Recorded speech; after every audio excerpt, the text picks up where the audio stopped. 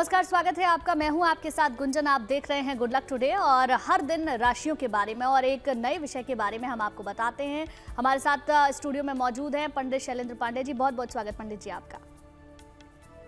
नमस्कार। तो आज बात करेंगे माता पिता के सुख का ग्रहों से संबंध क्या होता है, पिता के साथ संबंध कब खराब होते हैं, माता के साथ रिश्तों में कब गड़बड़ी होती है, माता पिता के स्वास्थ्य को बेहतर रखने के लिए आपको क्या करना चाहिए। लेकिन सबसे पहले बात करेंगे गुड लक मंत्र की।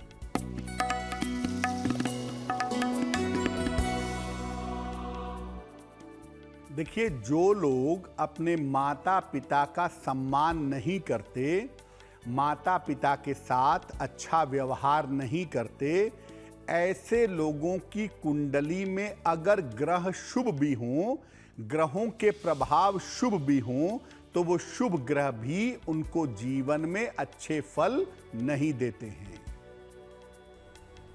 बिल्कुल पंडित जी, अब जान लेते हैं कि 19 अप्रैल का पंचांग आखिर क्या रहने वाला है।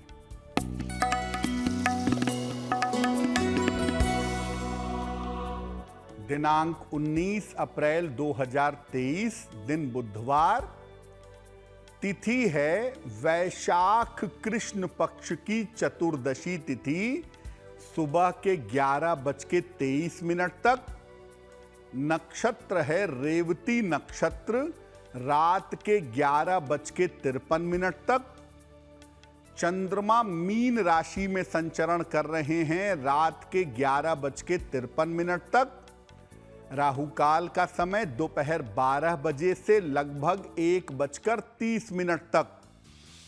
उत्तर दिशा की तरफ यात्रा करने की मनाही है, लेकिन अगर यात्रा करना जरूरी है, मजबूरी है, तो जरा सी सौंफ खाकर और भगवान का स्मरण करके यात्रा करेंगे तो मुश्किल से बचे रहेंगे। पंडित जी, चलिए अब ये जान लेते हैं कि माता पिता के सुख का ग्रहों से क्या संबंध होता है। जी देखिए, माता पिता का सुख जीवन का सबसे महत्वपूर्ण सुख है और माता पिता की छाया जब तक जीवन में रहती है, परमात्मा की कृपा से ईश्वर की छाया भी आपके जीवन में बनी रहती है। किसी भी कुंडली का जो सूर्य होता है वो बताता है पिता के बारे में कि पिता की स्थिति कैसी होगी, पिता कैसे होंगे। इसके अलावा कुंडली का 9वां भाव और 10वां भाव भी पिता से संबंध रखता है, बट ज्यादातर 9वां भाव पिता से संबंध जरूर रखता है। चंद्रमा से माता की स्थिति देखी जाती है कि आपके माता की स्थिति कैसी है, और कुंडली का जो चतुर्थ भाव होता है, 4th हाउस होता है, ये भी माता की स्थिति के बारे में बताता है। तो इन ग्रहों या स्थानों के मजबूत होने पर माता पिता का सुख मिल जाता है। यानी सूर्य और 9वां भाव, चंद्रमा और चतुर्थ भाव और इन भावों के स्वामी, इनको अगर आप ठीक से समझें तो किसी व्यक्ति के माता पिता को समझ सकते हैं और उस व्यक्ति के जीवन में माता पिता का सुख कितना है, इस बात को भी अच्छी तरह जान सकते हैं। बिल्कुल पंडित जी, अब ये भी जान लेते हैं कि आखिर मेष, वृष और मिथुन राशि का राशिफल क्या कहता है। मेष राशि, अपने स्वास्थ्य का बहुत ध्यान रखें। महत्वपूर्ण काम अभी कुछ दिनों के लिए टाल दें और धन के मामलों में सावधानी रखें। किसी निर्धन व्यक्ति को अगर हरे फल का दान करें तो आपका दिन और भी ज्यादा बेहतर होगा। शुभ रंग होगा लाल और भाग्य का मीटर आपको नंबर दे रहा है 60%, यानी मेहनत ज्यादा होगी, भाग्य थोड़ा कम रहेगा। वृषभ राशि, धन लाभ के योग बन रहे हैं। करियर में आपके नई शुरुआत हो सकती है। वाहन का लाभ इस समय हो सकता है। किसी निर्धन व्यक्ति को अगर धन का दान कर दें तो आपका दिन और भी ज्यादा बेहतर होगा। शुभ रंग होगा क्रीम और भाग्य का मीटर आपको नंबर दे रहा है 70%। मध्यम भाग्य आपके साथ बना हुआ है।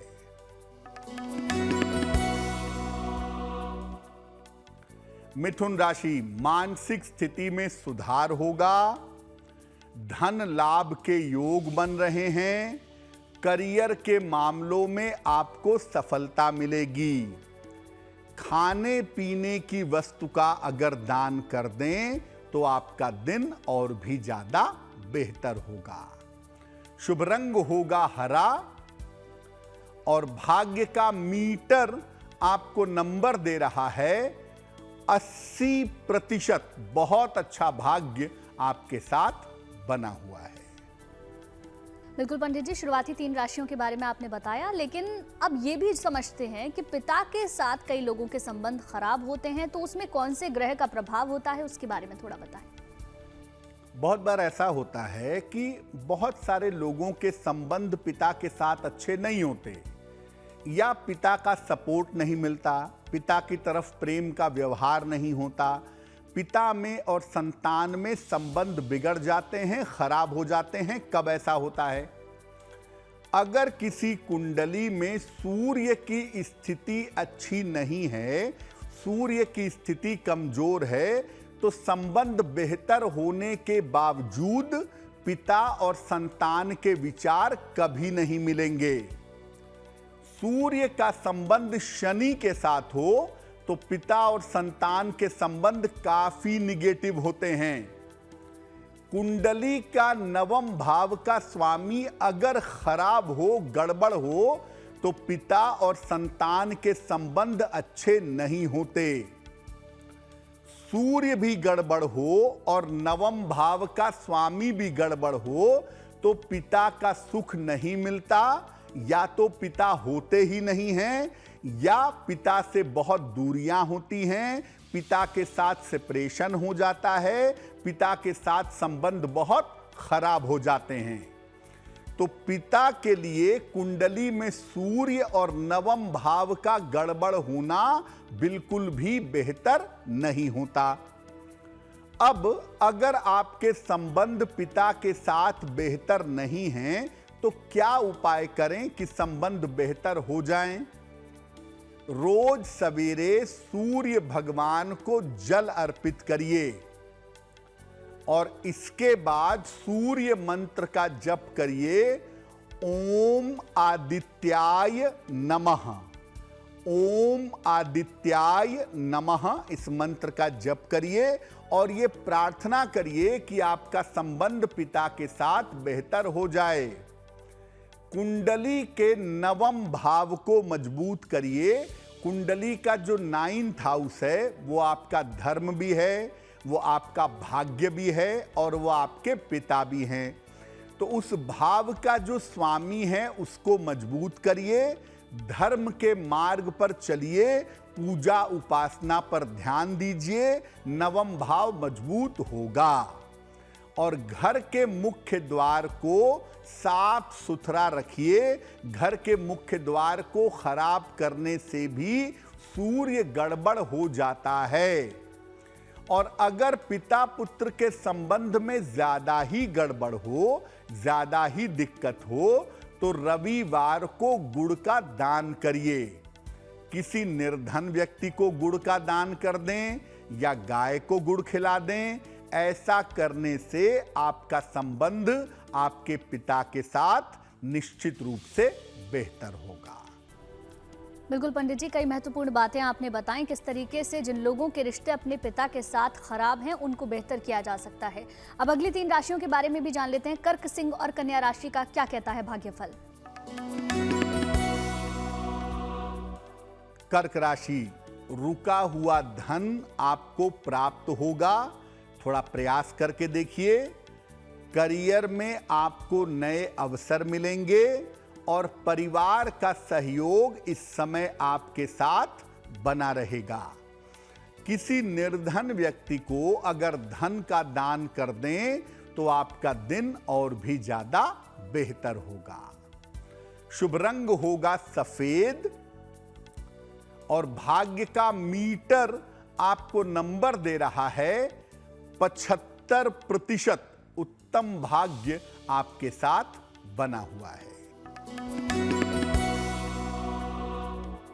सिंह राशि, स्वास्थ्य का बहुत ध्यान रखें। परिवार में विवादों से बचाव करें। वाहन सावधानी से चलाएं। गाय को अगर हरा चारा खिला दें तो दिन की मुश्किलें बहुत हद तक कम हो जाएंगी।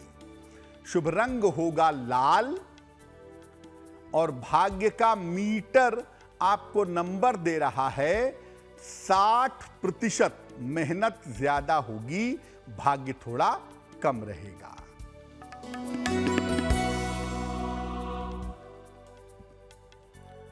कन्या राशि, आर्थिक स्थिति में सुधार होगा। रुके हुए काम बन जाएंगे। संतान पक्ष की चिंता समाप्त होगी। किसी निर्धन व्यक्ति को धन का दान कर दें तो आपका दिन और भी ज्यादा बेहतर होगा। शुभ रंग होगा हरा और भाग्य का मीटर आपको नंबर दे रहा है 70%। मध्यम भाग्य आपके साथ बना हुआ है। बिल्कुल पंडित जी, अब समय हो चुका है हमारे दर्शकों का सवाल लेने का। तो आज का पहला सवाल क्या है, क्या पूछना चाहते हैं, ये बताएं। जी,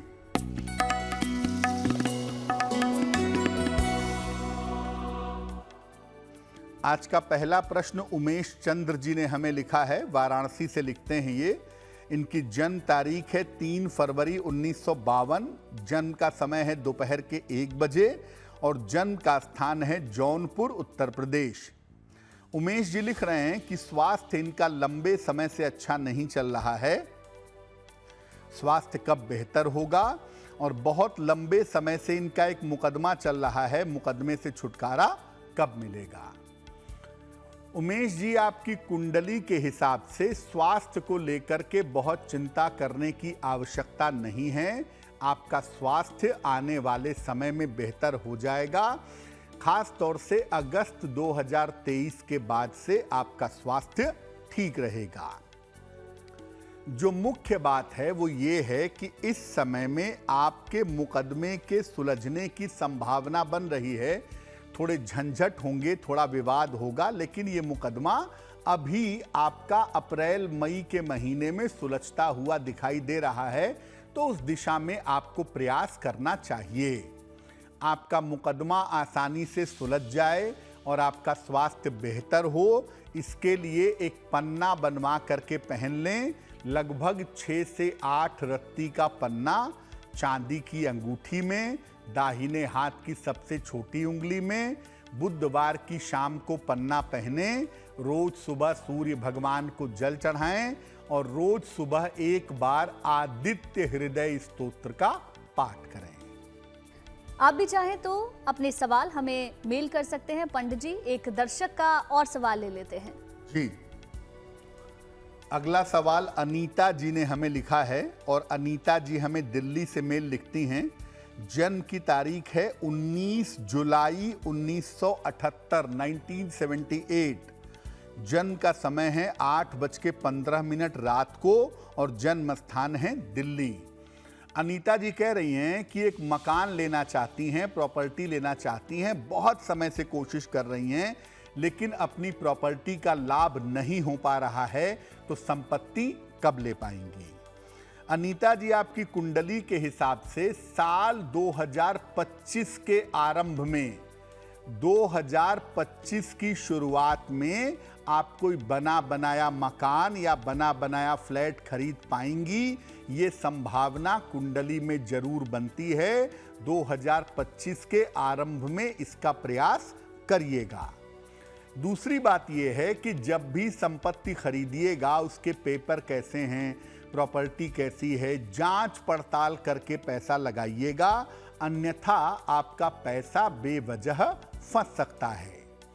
अब आप सही समय पे संपत्ति खरीद लें, संपत्ति से संबंधित लाभ हो आपको। इसके लिए आप रोज सुबह सूर्य भगवान को जल चढ़ाएं और एक ओपल बनवा के पहन लें। 12 से 14 रत्ती का ओपल चांदी की अंगूठी में, दाहिने हाथ की तर्जनी उंगली में, शुक्रवार की शाम को ओपल पहनने से आपको लाभ होगा। बिल्कुल पंडित जी, हमने पिता के साथ रिश्तों में कब गड़बड़ी होती है, क्या करना चाहिए, ये तो जान लिया था, लेकिन माता के साथ रिश्तों में कब गड़बड़ी होती है और उसके उपाय क्या है, ये समझेंगे अब।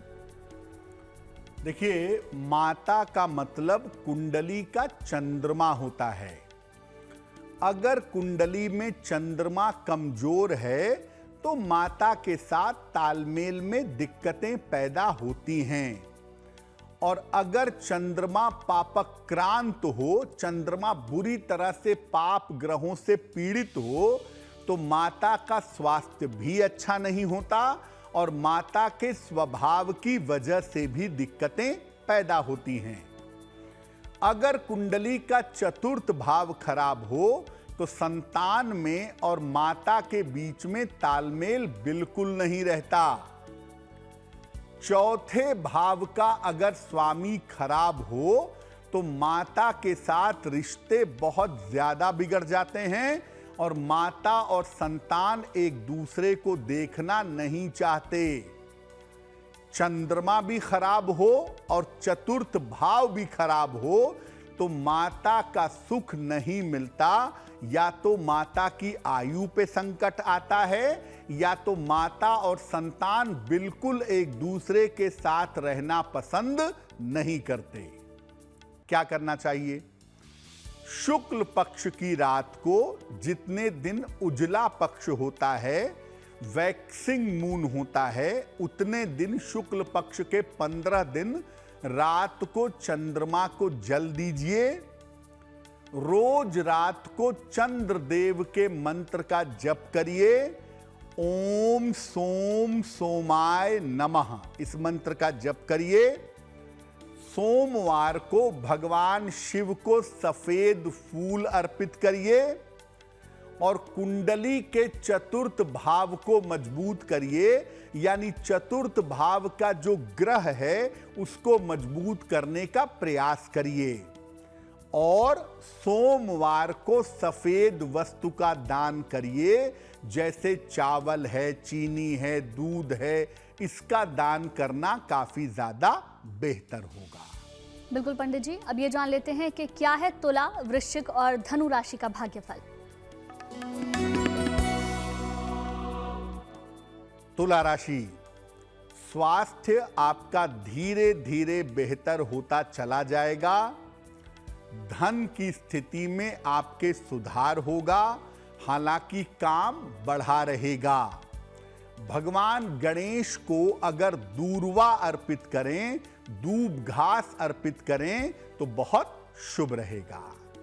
शुभ रंग होगा गुलाबी और भाग्य का मीटर आपको नंबर दे रहा है 65%। मेहनत ज्यादा होगी, लेकिन जितनी मेहनत करेंगे उतना लाभ जरूर होगा। वृश्चिक राशि, करियर में सफलता मिलेगी। रुका हुआ धन आपको प्राप्त होगा। संपत्ति का लाभ इस समय आपको हो सकता है। किसी निर्धन व्यक्ति को अगर धन का दान कर दें तो आपका दिन और भी ज्यादा बेहतर होगा। शुभ रंग होगा नारंगी और भाग्य का मीटर आपको नंबर दे रहा है 75%। उत्तम भाग्य आपके साथ बना हुआ है।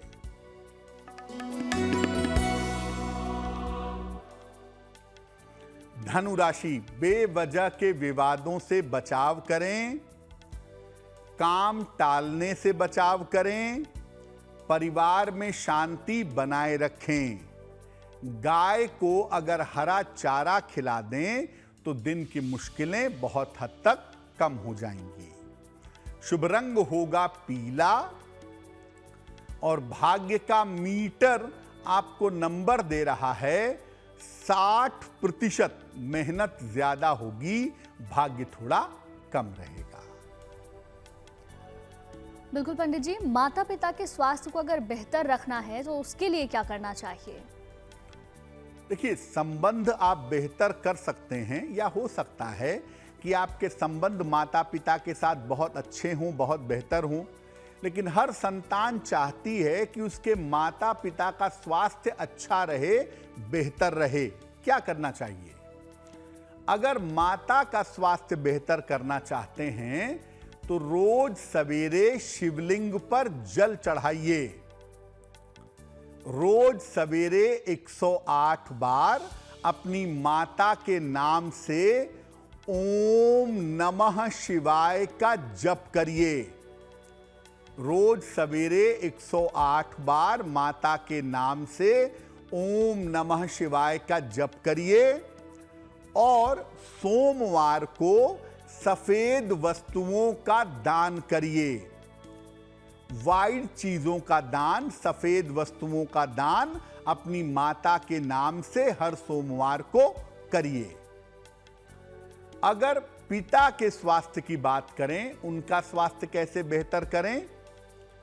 रोज सवेरे सूर्य देव को जल अर्पित करिए। रोज सवेरे सूर्य भगवान को जल चढ़ाइए। रोज सवेरे 108 बार ओम आदित्याय नमः इस मंत्र का जप करिए पिता के नाम से। और रविवार को किसी निर्धन व्यक्ति को गुड़ का, गेहूं का या आटे का दान करिए। अगर आप ऐसा नियमित रूप से करें तो आपके पिता के स्वास्थ्य में सुधार होता चला जाएगा। पंडित जी, हम लगातार इसको समझने की कोशिश कर रहे हैं कि माता पिता का व्यवहार किन ग्रहों पर निर्भर करता है, तो ये बताएं, अगर पिता और पुत्र के संबंध या पुत्री के संबंध बहुत ज़्यादा खराब हो गए हैं तो उनको बेहतर कैसे किया जा सकता है? क्या उपाय करने चाहिए? बिल्कुल, अगर कुंडली में सूर्य शनि का संबंध होता है या सूर्य की स्थिति बहुत ज़्यादा निगेटिव होती है तो फिर पिता और संतान के संबंध आपस में बहुत ज़्यादा खराब हो जाते हैं। नहीं बोलते हैं, नहीं साथ में रहते हैं, सामान्य खराब है, बात ठीक है। लेकिन सूर्य शनि का संबंध हो जाए या सूर्य के साथ पाप ग्रह का संबंध हो जाए तो ऐसी स्थिति में पिता और संतान के संबंध इतने ज़्यादा बिगड़ जाते हैं कि दोनों एक दूसरे की शक्ल देखना पसंद नहीं करते, एक दूसरे के साथ खराब व्यवहार करते हैं और एक दूसरे को नुकसान पहुंचाते हैं। अगर ऐसी स्थिति है, आप संतान हैं और आप चाहते हैं कि आपका संबंध आपके पिता के साथ बेहतर हो जाए, तो सबसे अच्छा तरीका ये है कि आप रविवार का उपवास रखना शुरू कर दीजिए। और रविवार के उपवास में आप दिन के समय में, आपको जब भी समय मिले, आप शांति पूर्वक बैठ करके सुंदर कांड का पाठ करिए। रविवार का उपवास रखिए, रविवार को सुंदर कांड का पाठ करिए और रविवार को आप केवल फल और जल ग्रहण करिए। कोई भी नमक या मीठी चीज का प्रयोग मत करिए कि गुड़ खा लिया, रोटी खा ली, ये सब नहीं। केवल जल और फल ग्रहण करके उपवास रखिएगा और दिन के समय में सुंदर कांड का पाठ करके प्रार्थना करिएगा, तो आपके जो बहुत खराब संबंध हैं पिता के साथ, वो बेहतर होने शुरू हो जाएंगे। बिल्कुल पंडित जी, अब ये भी जान लेते हैं कि मकर, कुंभ और मीन राशि का भाग्यफल क्या कहता है? मकर राशि, आर्थिक स्थिति आपकी उत्तम बनी रहेगी। पारिवारिक समस्याएं आपकी हल होंगी। किसी छोटी यात्रा पर आप जा सकते हैं। किसी निर्धन व्यक्ति को अगर धन का दान कर दें तो आपका दिन और भी ज्यादा बेहतर होगा। शुभ रंग होगा नीला और भाग्य का मीटर आपको नंबर दे रहा है 70%। मध्यम भाग्य आपके साथ बना हुआ है।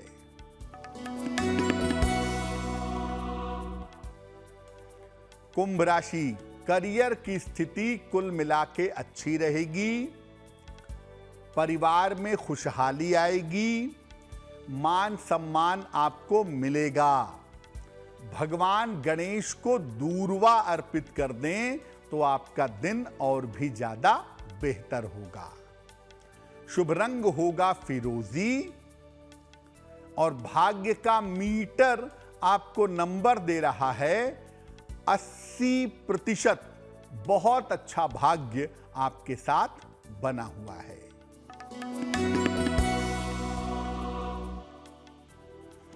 मीन राशि, करियर में आपको सफलता मिलेगी, रिश्तों की समस्या हल होगी, कोई रुका हुआ काम आपका पूरा होगा। खाने पीने की वस्तु का अगर दान करें तो आपका दिन और भी ज्यादा बेहतर होगा। शुभ रंग होगा पीला और भाग्य का मीटर आपको नंबर दे रहा है 90%। सबसे ज्यादा भाग्य आपके साथ बना हुआ है। बिल्कुल पंडित जी, अब समय हो गया है हमारे दर्शक का मेल लेने का। पंडित जी, अगला सवाल किसका आप ले रहे हैं? जी,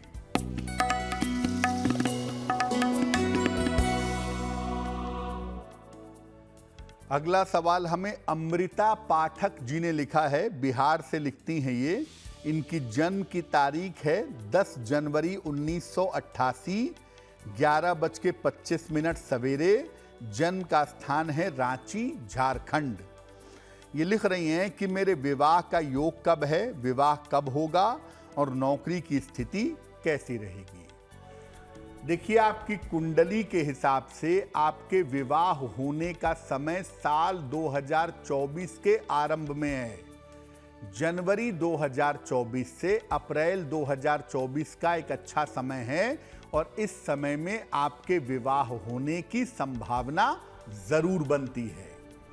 दूसरी बात यह है कि आपकी कुंडली में कैरियर, बैंक या शिक्षा से संबंधित दिखाई दे रहा है और आपका करियर अच्छा है। करियर में उन्नति होने की संभावना इसी साल के मई जून के महीने में निश्चित रूप से बनती है। फिलहाल विवाह के लिए आप 2 उपाय करें। हर बृहस्पतिवार को विष्णु सहस्त्र नाम का पाठ करें सुबह के समय में, और एक मोती बनवा के पहन लें। 10-12 रत्ती की मोती चांदी की अंगूठी में, दाहिने हाथ की सबसे छोटी उंगली में, शुक्ल पक्ष के सोमवार की रात को मोती पहनने से आपको लाभ होगा। अगर आपकी भी कोई समस्या है तो आप अपनी डिटेल्स हमें भेज सकते हैं। हमारी मेल आईडी नीचे फ्लैश हो रही है। पंडित जी, अब अगला सवाल और आखिरी सवाल किसका आप ले रहे हैं? जी,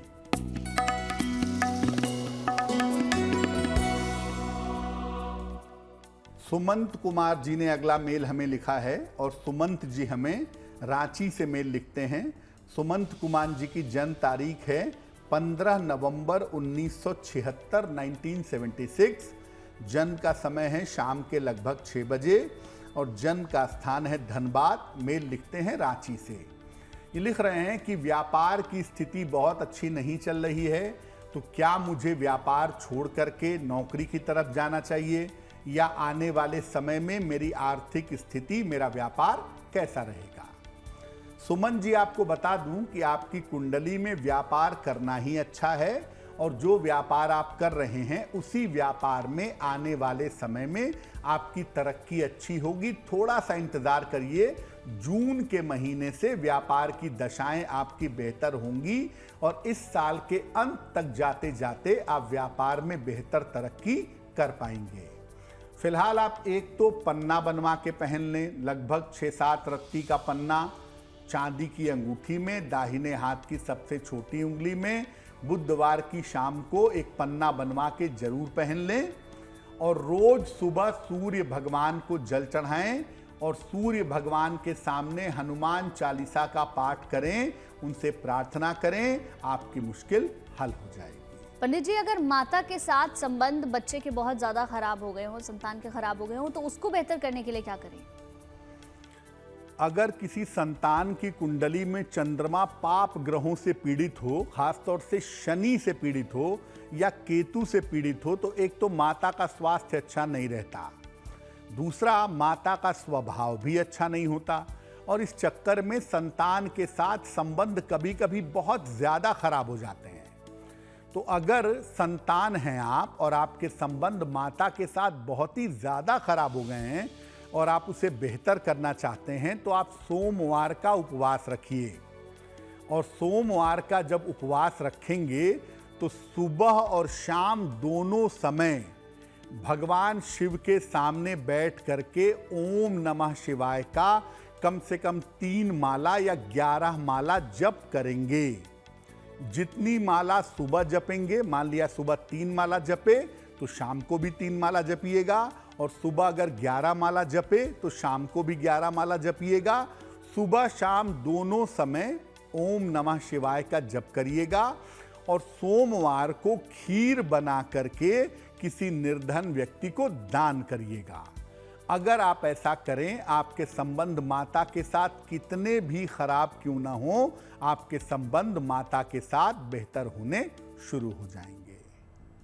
और अब बात उनकी भी कर लेते हैं जिनका जन्मदिन 19 अप्रैल को आता है। कैसा रहेगा उनका आने वाला ये साल?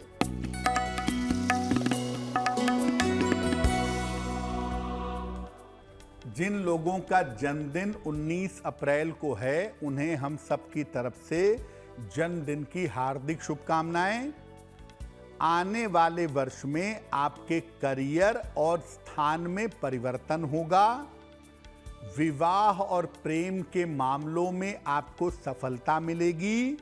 संपत्ति का लाभ होने के योग आपके लिए बनते हैं। लेकिन इस साल में स्वास्थ्य का, खास तौर से हड्डियों की समस्या का और पेट की समस्या का ध्यान जरूर रखिएगा। पूरे साल भर अगर आप भगवान सूर्य की उपासना करें तो ये वर्ष आपके लिए बहुत अच्छा रहेगा।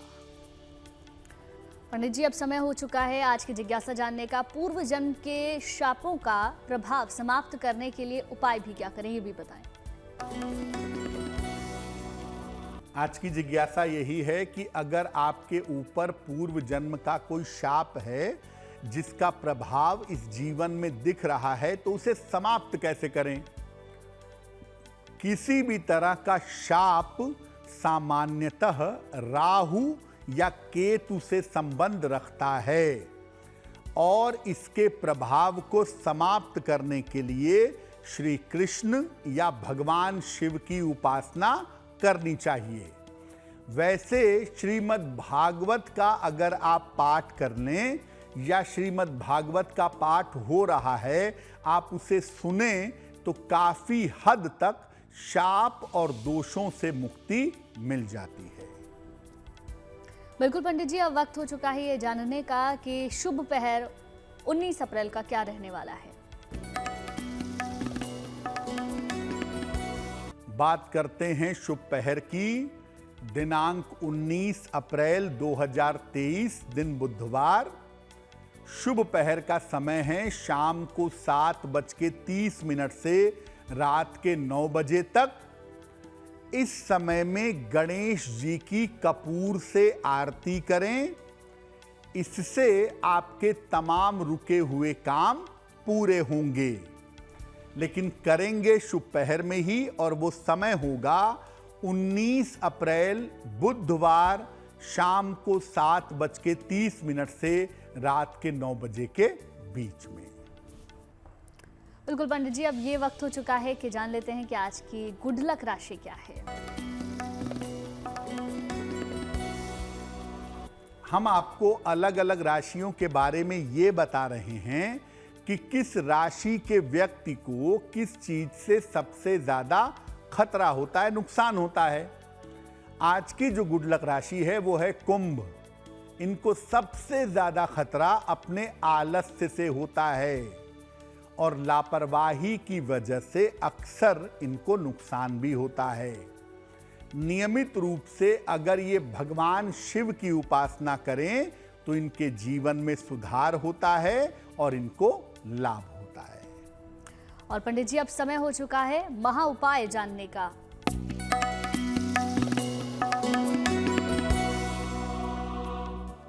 अगर परिवार में बेवजह का कलेश, हर समय तनाव, झगड़े, झंझट होते रहते हों तो क्या उपाय किया जाए?